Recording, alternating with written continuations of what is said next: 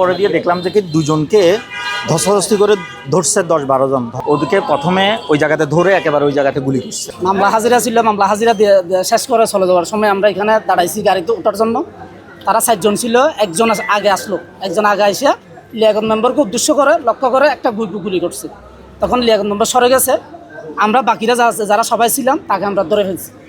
তাকে ধরা অবস্থায় সে আর গুলি করতে পারে নাই, তবে তার হাতে গুলি ছিল, ওই পিস্তলটা ছিল। সে এই মাটির দিকে সবগুলো গুলি কি চালাইছে। আমাদের একটা ছেলে মনিউদ্দিন ছিল, তার ফাইয়ে গুলি লাগছে প্রাণের মধ্যে আর কি।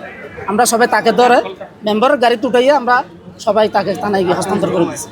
আর 2-3 জন যারা অস্ত্রধারী ছিল তারা এদিক বেদিক ছোটাছুটি করে পালিয়ে গেছে। প্রথমে আমি ওই লিগেলেট থেকে বাইরে হয়েছি, তো বাইরে হওয়ার পরে দিয়ে দেখলাম যে কি দুজনকে ধস্তাধস্তি করে ধরছে 10-12 জন। ধরার পরে তারপরে ওদিকে প্রথমে ওই জায়গাতে ধরে একেবারে ওই জায়গাতে গুলি করছে। গুলি করার পরে আর দুজন ওই কী করছে জজ সাহেবের গেটের ওইখান দিয়ে পালাই গেছে। আর তারপরে দুই পক্ষ দুই দিক থেকে গোলাগুলি করছে, বেশ কিছু গোলাগুলি করছে, প্রায় 15 থেকে 20 জন মানুষ ছিল তারা।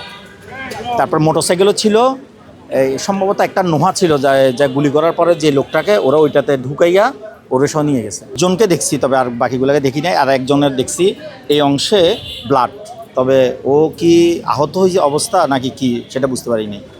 ওই গুলিবিদ্ধ হওয়ার পরে ও ওই যে জজ কোর্টের মধ্যে দৌড়াইয়া যখন উভয় পক্ষে আবার ওদিক থেকে ফায়ার করছে, তখন এই ও দৌড়াইয়া ওই ইয়াতে ঢুকছে, ওই যে কি বলে যে ওই জজ সাহেবের যে ইয়া আছে এজলাসের পাশে লিগেলেটের ওখানে ঢুকছে। আবার ওইখান থেকে ওরা টাইনা নিয়ে বাইর করে তারপর গাড়িতে করে নিয়ে গেছে।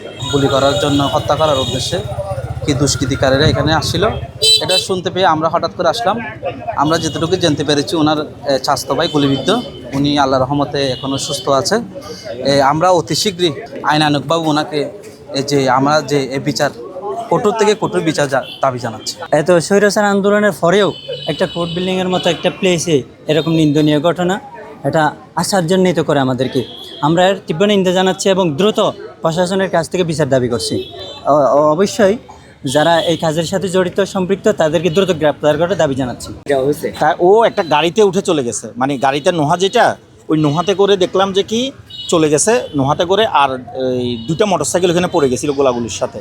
পড়ার পরে আবার ওই মানে যারা গুলি করছে, যাদের কাছে অস্ত্র ছিল, তারা ওই মোটরসাইকেলটা নিয়ে ওরাও চলে গেছে তারপর।